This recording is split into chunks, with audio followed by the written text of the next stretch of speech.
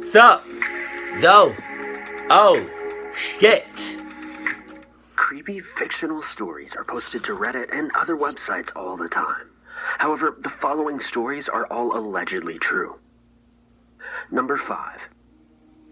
I'm a female, and this happened when I was about 16 years old.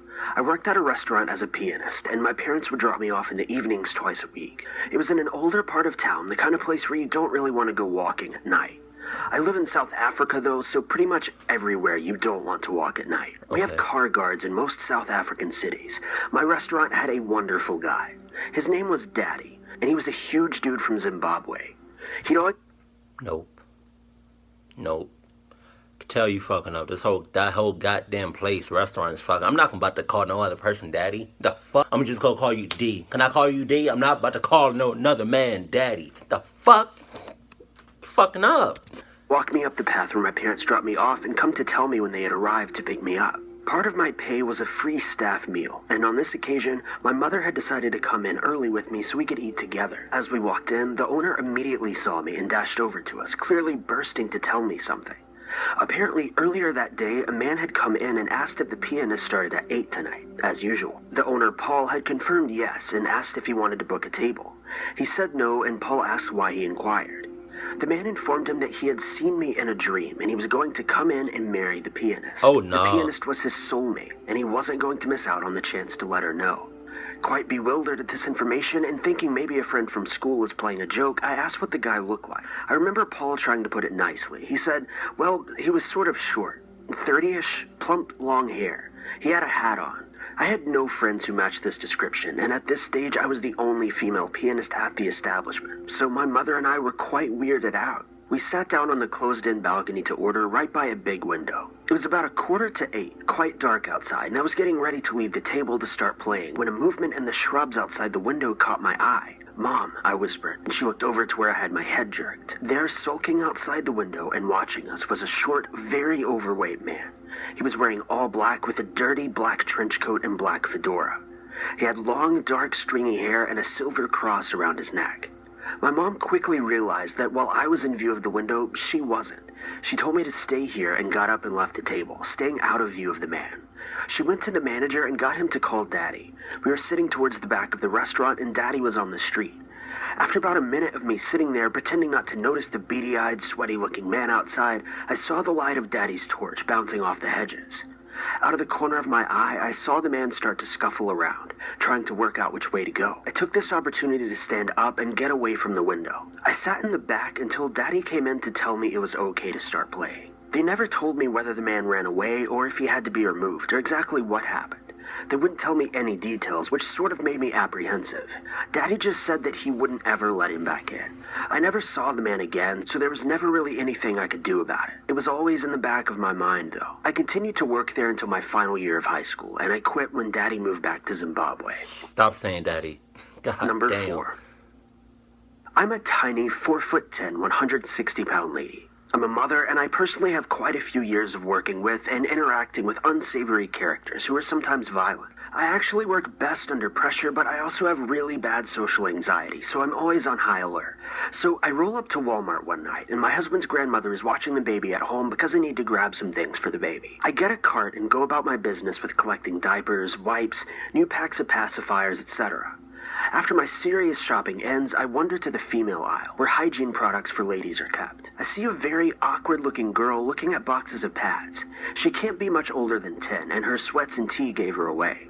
I casually step over holding a box with fun designs on them. I say, "Here, try these."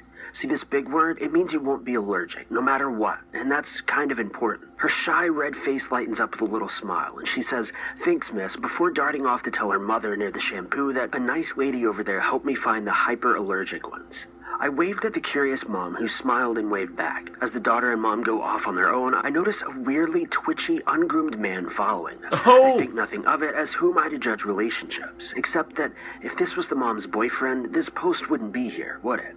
I'm getting ready to leave after looking for a toy for my son when I spot none other than Shy Girl, who now had a scrunched up, angry, sad kid face. I'm about to speak when I fully round the corner and see Twitchy holding Shy Girl by the wrist. Hard enough I can see the red mark forming from the corner of the aisle. I don't see Mom, and it hits me that this is not Mom's boyfriend, and Shy Girl is in danger. I dart over and snatch Shy Girl over to me, screaming in Twitchy's face, "Do you know this girl? What's her name? Where's her mother?" Problem is, Twitchy's got answers. I'm drawing a small gathering of onlookers now, and Twitchy is more visibly twitchy. He says, "I'm her uncle, now give her here," and reach for the girl. I shoved her behind me, screaming even louder. "Describe what her mother is wearing then." Twitchy freezes and starts muttering. After regaining his confidence, he hollers back, "Blue jeans and a shirt, just like every other normal person." The crowd seems satisfied, and a few wander off thinking this is a mistake. Shy Girl starts crying as this guy is physically touching my chest with his, trying to get to her. I yell at the top of my lungs, "You're a liar and a pedophile."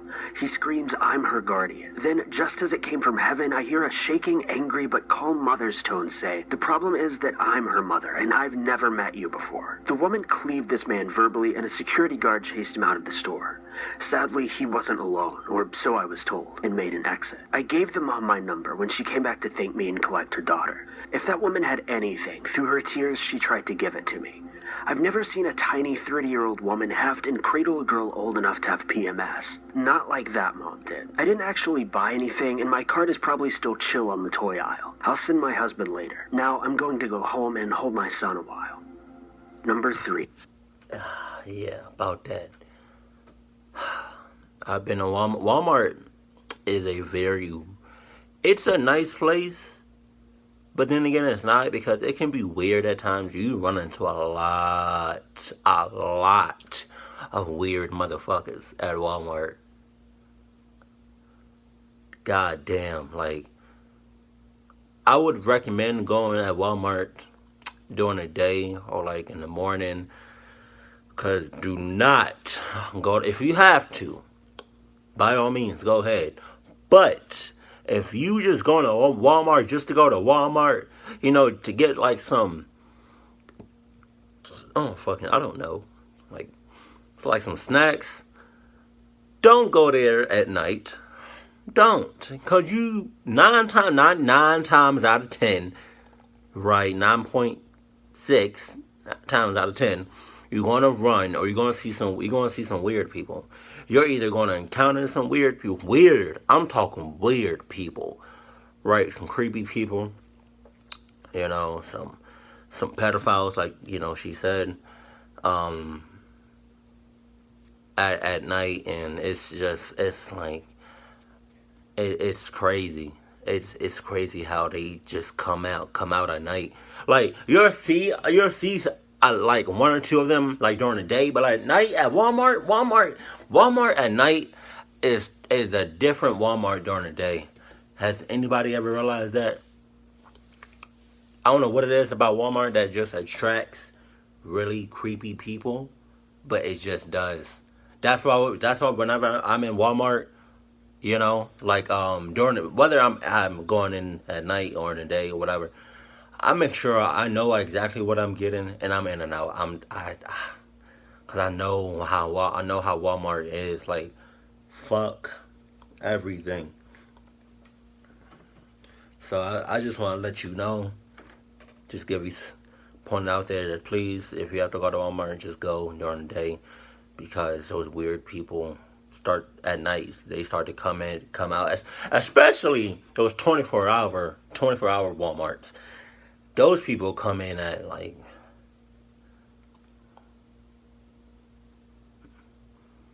11, 12, 1 o'clock. So just letting you know that, you know, so you know what's on the up and up. Okay.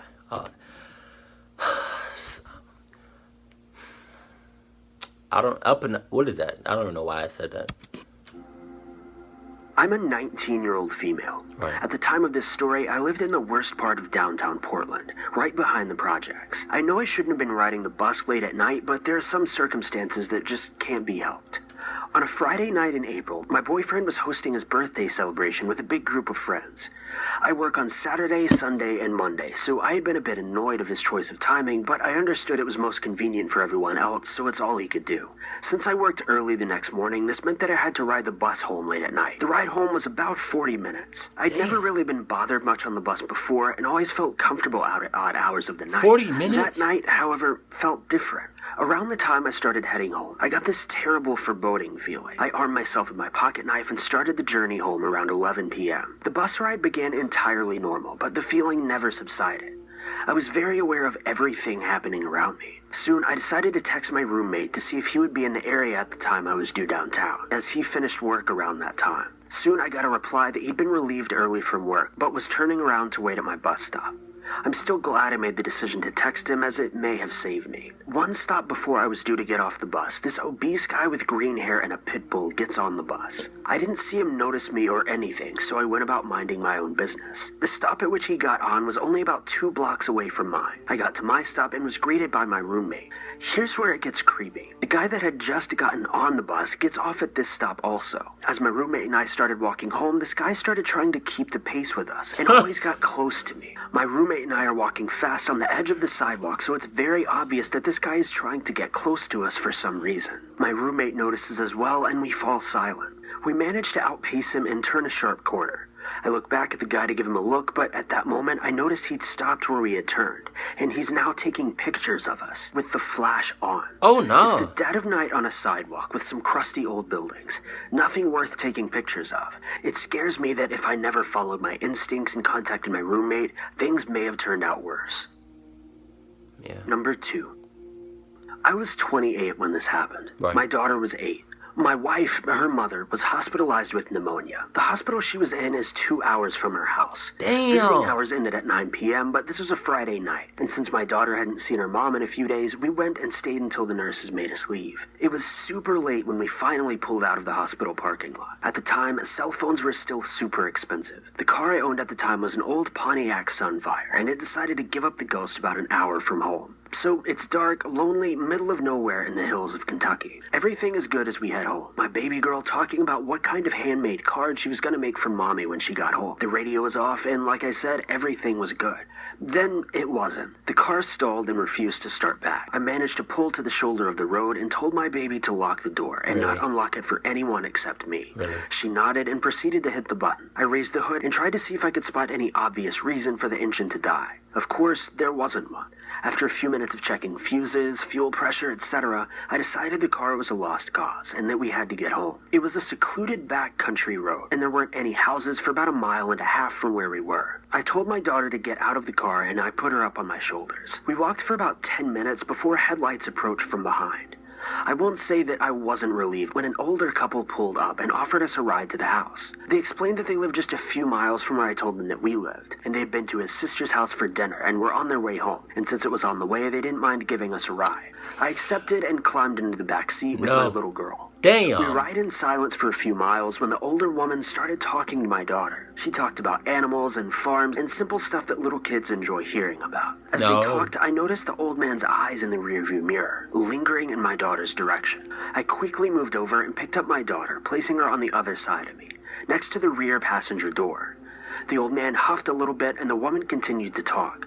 That's when I noticed that the woman was looking behind her, behind the seat, staring oddly at my daughter. By now, we were a few blocks away from the house, and I told them to stop the car and let us out, and that we would go to my brother's house that was just over there, though I'm an only child. Before my daughter could say anything about me not having a brother, I squeezed her hand a little and she stopped. The man argued with me for a second and didn't want to stop the car. He acted like I had insulted him and proceeded to say stuff like, well, the girl can stay with us, but you can get out. What? And I wasn't planning on this. By now, I was scared and extremely angry. I politely told the man to stop the car then and now, or I would rip his face off and use it to gag him. He stopped, and as we got out, the woman turned to my daughter, saying, remember, I told you can come and play with my horses anytime, sweetie. Then turning to the old man, she said, what did you do? We were almost there. Did you see her? What's wrong with you? The old woman's last sentence was muffled by me slamming her door and walking to the first house with the lights still on. I called the police, gave a report, and they took us home from there.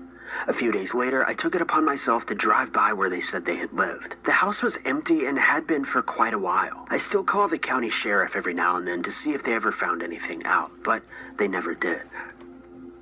Number 1. I was a 19-year-old new mom at the time that this happened. My husband came home from work with my 17-year-old brother in tow sometime after 1 a.m.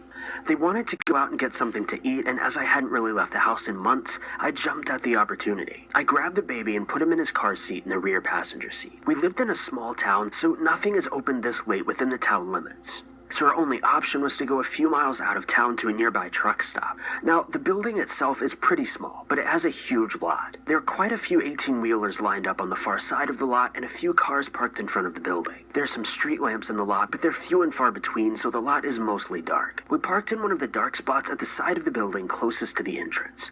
The baby had fallen asleep by then, so I told my brother and husband to go in and order for me. They do, and I immediately locked the doors, as my mother had drilled into me to do since I was little. I'm so thankful now that she did. My husband and brother had been gone for about 5 minutes, and I was just staring straight ahead listening to music, when I catch movement out of the corner of my eye. I turn my head and see a man walking in my direction. He was probably mid-30s with a mop of curly brown hair poking out from underneath a red baseball cap. I figured he was just going towards the entrance of the restaurant as it was at most 20 feet away from me, and I went back to spacing out. A couple minutes pass and I hear a car door jiggle. I whip my head around to see the man pulling at the door behind me, my baby's door. He gives up and takes 2 steps towards my door. I quickly double and triple check all the locks are locked. He tries my door and fails, then walks to the... Yo, if I was in that situation, I kid you not. If I was in that situation, I'm gonna start doing this shit too. Because it makes sense.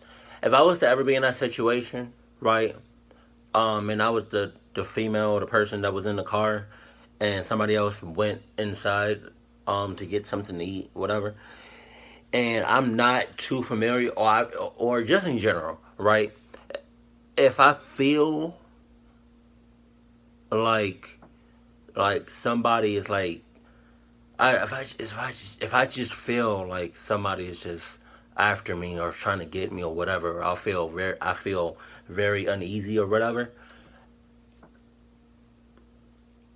I'm right before you go inside, I'm gonna do 2 honks. Beep, beep. If you hear that, drop everything and come here. That's it. That's it. You know, that. Tell me that's not a great idea. You tell the person that's going inside while you wait in the car, but obviously, hopefully your doors are locked after the person goes inside and get whatever. And you tell the person before you go in that if you hear me go beep, beep, to drop everything that you got in the store. Right, store, not store, and just call ass back to the car. Come on, really? Yeah, no, oh fuck it. Other side of the car and tries those doors too. I'm freaking out and frozen in fear. He circled the car 2 more times, checking each handle as he went. I'm watching him this whole time in the mirrors, and he doesn't look directly at me even once. I place my hand on the horn and made the decision to really lay into it if he pulls a weapon or tries anything else. I take a moment to try and get a look into the store at my brother and husband through the partially obscured windows and glass door, but I can't see them. I look into the mirrors to see the creeper's whereabouts, but he's gone. I turn around in my seat and I still can't see him. He must have given up and left. I relax a bit, but stay vigilant. Finally, my brother and husband exit the restaurant, food in hand. I can't explain the relief that washed over me just then. I unlock the doors for them and they get in. My brother asked, "What was that guy doing crouched behind the car?" My pulse quickened. I said, "Seriously, he's still there?" My brother pointed to one of the cars in front of the building and said no. When we came to the car, he jumped up and ran to that car over there. He's laying flat in the back seat. To this day, I don't know if he was after me, the baby, or the car. Whatever it was, he was up to no good, and I can only hope that he never got the opportunity to hurt anyone. Your brother was fucking up. Thank you guys so much for watching. If you like this video, be sure to click that like button. Also, don't forget to subscribe and click that notification bell to keep updated with our videos. See, the thing about me is that I'm very precise, and I'm very like specific about what I do and what I say. That's just who I am. So like with the Walmart thing, I'm in and out with whatever I'm doing. I know exactly what I'm getting, and I'm out. You know, I don't got time to be lolly. I don't know how to say this phrase. To be lollygagging, loggy,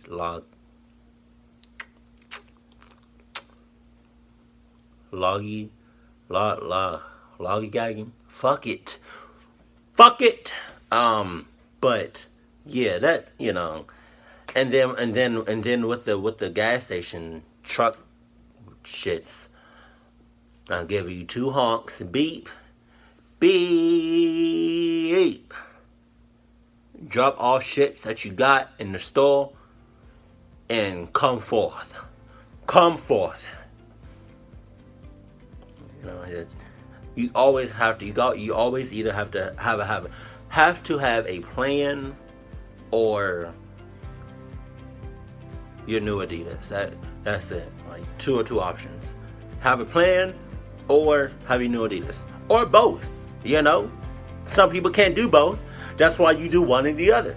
You know, but if you can do both, hey. But yeah, I don't have time for no bullshit. No fuckery, no playing games. I'm straight to the point. That's who I am. Keep it cool, keep it classy, and I love you. Stay happy, my family.